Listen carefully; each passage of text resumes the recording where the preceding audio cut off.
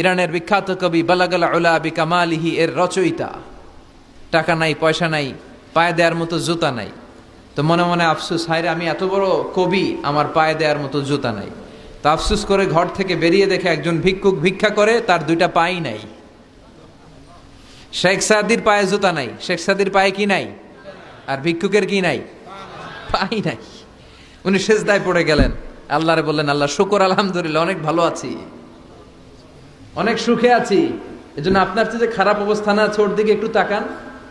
ঠিক যে মুহূর্তে আমরা এখন কি সুন্দর, শীত না গরম না, ওয়েদারটা খুব চমৎকার না?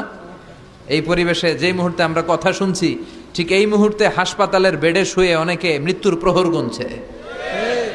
অনেকের ক্যান্সার, যার নেই কোনো অ্যান্সার, তার প্রতিটা সেলের ভিতরে জ্বালা। আমি টাকা চাই, পয়সা চাই, কত কিছু চাই, এটা লাগবে, ওইটা লাগবে, এটা চাই, ওইটা চাই। হাসপাতালের ওই ক্যান্সারের রোগীটা কিচ্ছু চায় না, ও শুধু বাঁচতে চায়।